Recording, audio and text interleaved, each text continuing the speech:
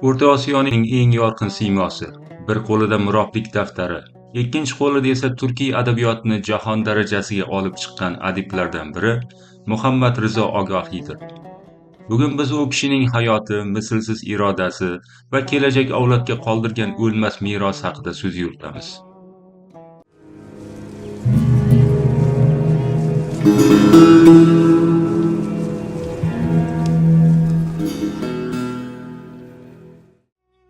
Muhammad Rizo 1809-yilda Qiyot qishlog'ida tavallud topadi.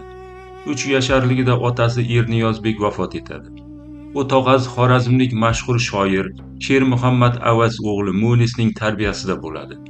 Uning ko'magida xat-savod chiqaradi. So'ngra Xivadagi madrasalardan birida tahsil oladi. Fors, arab tillarini mukammal o'rganadi. Ogohiy uchun eng katta sinov 20 yoshda boshlanadi. Adibning oyog'i hali navqironlik paytlaridayoq falaj bo'lib qoladi. Ammo bu paytda o'zini qo'lga olib, tushkunlikka tushmasdan vaqtni ilmga sarflaydi. U jismonan ojiz bo'lsa-da, ammo fikran teran kishi edi.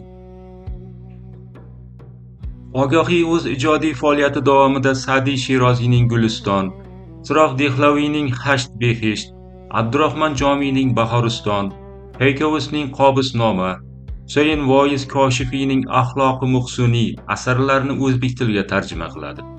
O'z millatini sharq adabiyotining nodir durdonalari bilan bahramand etadi. U o'z davrida taniqli mutafakkir, olim, mohir xattot, tarjimon sifatida shuhrat qozonadi. Ilg'or dunyoqarashi bilan ta'limga o'z hissasini qo'shadi.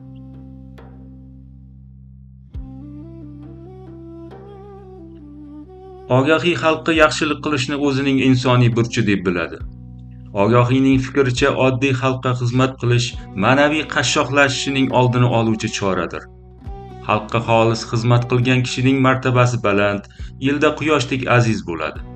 Bu g'oya Ogohiyning pedagogik qarashlarining asosiy mazmunini tashkil etadi. Inson ma'lum bir jamiyatda hayot kechirib, tarbiyalanar ekan shu jamiyatning a'zolari bilan muloqotda yashamoqligi kerakligini uqtiradi. Adib ijod qilish davomida lirik merosi, Tavizul Oshiqin, ya'ni Oshiqlar tumori devonini yaratadi. Uning har bir g'azallarida Alisher Navoiy an'analari sezilib turadi. Uning mushkul erur radifli g'azalida bir qarashda ishq, muhabbat haqida yozilgandek tuyulsa-da, aslida esa dunyo qiyinchiliklari oldida insonning sabr toqati va irodasi mustahkamligi haqida qalam tebratadi. Shu bilan birgalikda uning ustuna, kerak, mushkul kabi radifli g'azallari orqali u o'zbek tilining naqadar boyligini ko'rsatib beradi.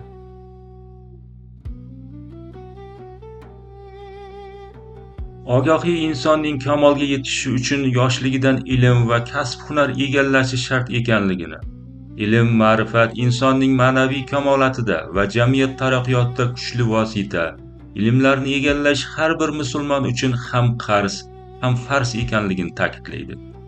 Inson qadr-qimmati uning simmu zari, ya'ni oltin va kumush bilan emas, ilmi hunari, ojizu bechoralarga ko'rsatadigan himmati bilan baholanishini aytadi va odamlarga shunday fazilat sohibi bo'lishiga da'vat etadi. Ogohiyning tabiat tasviridagi mahorati beqiyosdir.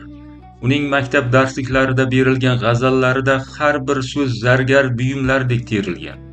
U tabiatni inson qalbi bilan bog'laydi. Shoir uchun gul bu do'stning yuzi, sabo esa do'stning xabarchisi sifatida ko'rsatadi. Darhaqiqat uning g'azallaridagi musiqiylik kuchliligidan mana 100 yillarki muhofizlarimiz ularni sevib kuylab kelmoqdalar. Ogohiy o'zbek adabiyotida dunyo eshiklarini ochgan insondir. U 20 dan ortiq yirik asarlarni o'zbek tiliga tarjima qildi. Tasavvur qiling, o'sha davrda na internet, na tilning lug'atlari kitoblari bor edi. Faqatgina yuksak bilim ila bu natijalarga erishadi. U Sa'diyning Guliston asarini shunday tarjima qiladiki, u o'zbek adabiyotining o'z asariga aylanib ketadi. Bu asar orqali biz sharq donishmandlari o'gitlaridan bahramand bo'lib kelmoqdamiz. Ogohiy faqat shoir bo'lib qolmadi. U Munis tomonidan boshlab nihoyasiga yetkazilmagan Firdavs ul Iqbol asarini davom ettirdi va Xiva xonligi tarixini yozgan eng ishonchli tarixchi sifatida tarix sahifalarida qoldi. Shuningdek, u murobbilik lavozimida ham xalqqa xizmat qildi. U suvni adolat bilan taqsimlagani kabi, tarixdagi voqealarni ham adolat va haqiqat bilan qog'ozga tushirdi. Bu uning ogohlik tamoyilining amaldagi isboti edi. Ogaxiyning hayoti bu aslida iroda darsidir. Tarixchi 1874-yilda xastalikdan Xivada vafot etdi. Shoir biz yoshlarga faqat bir narsani vasiyat qildi: ma'rifatli bo'lish, ilmga intilish va har doim o'zlikni anglab yashash. Agar videomiz sizga yoqqan bo'lsa, iltimos a'zo bo'lib like bosing va izohlar qoldiring.